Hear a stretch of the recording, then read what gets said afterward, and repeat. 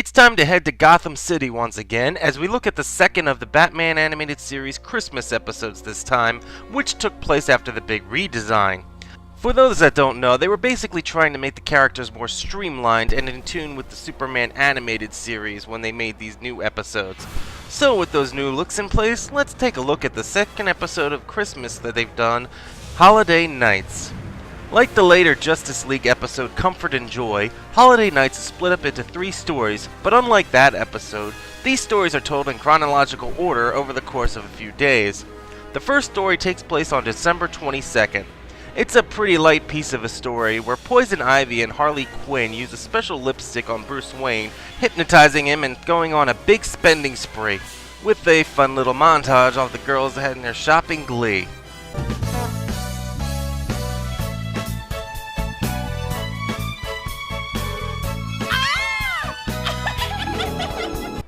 The stuff eventually wears off, and Bruce Wayne fakes dying so he can get away from them, allowing him to become Batman and stop them at a toy store. And of course, they have to have him be stopped in the best way possible, one that was hinted at from the start of the episode. Can't we at least get a Christmas tree? What? And support the mad campaign of botanical genocide that grips this country every December? Please? No!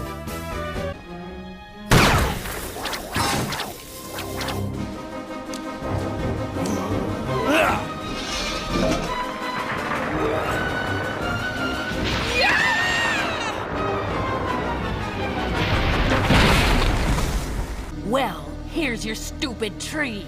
You happy? Yeah.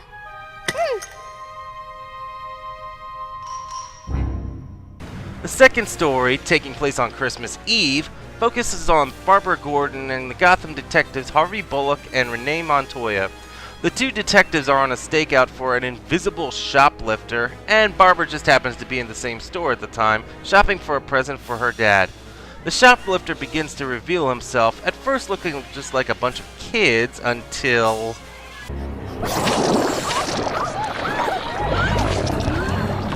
Ho, ho, ho! Madre de Dios! Clayface! Barbara gets changed into her Batgirl outfit to help the police in getting Clayface out of the store and into the water outside. Then, she helps them get a plan to stop the shapeshifter. Don't waste your ammo on him! Shoot the Santa! You wouldn't. Not you, dope! That's Santa!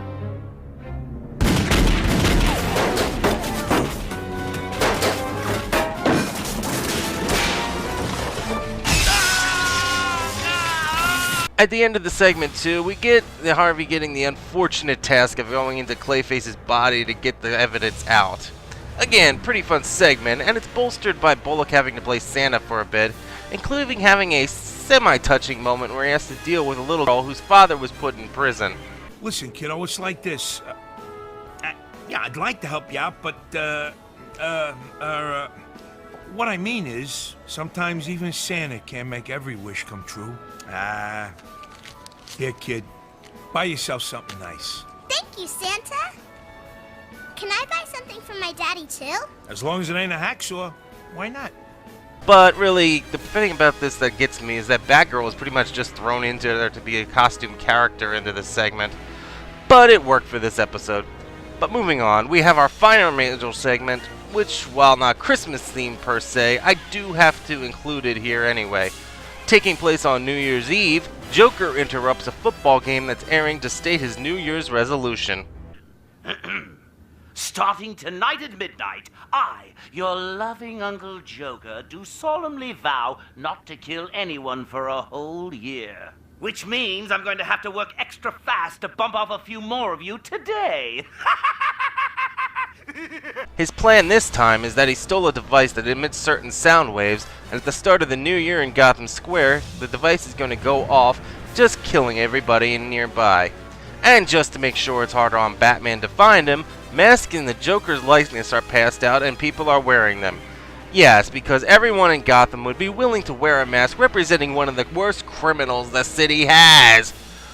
But anyway, Batman and the new Robin for the series end up finding the Joker and his crew, and after a close call and a bullet to the arm, Batman stops Joker by sabotaging the control panel, and thus the bell falls right on top of Joker. Yeah, even though Batman's against criminals, even he has to wince at this one. Ouch. We wrap up the episode by showing one last little moment, almost 2 hours after that Joker mission, with Batman and Commissioner Gordon sharing a cup of coffee on New Year, and Batman leaving the tip before Gordon can. Nice moment between two friends, even though one only knows a little bit about the other, but there is one thing in this scene that I do have to comment on. And now, Joe, if I could get one of your famous cheesesteaks to go, I'll be ready to call it a night. But when he leaves, yeah, Gordon, you forgot your sandwich. What the heck? Was that just an animation error, or was this planned?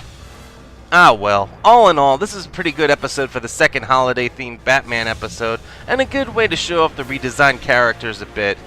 Each story was short, yes, but worked well enough in the time frame to be entertaining. In a way, it was kind of like the older comics of the time, in which you would get multiple stories in one book.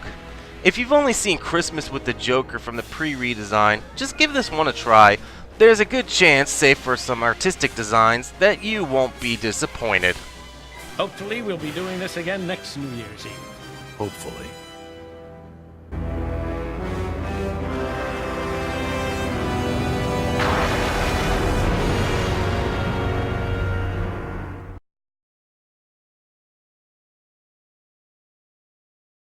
Oh my god, oh my god, oh my god!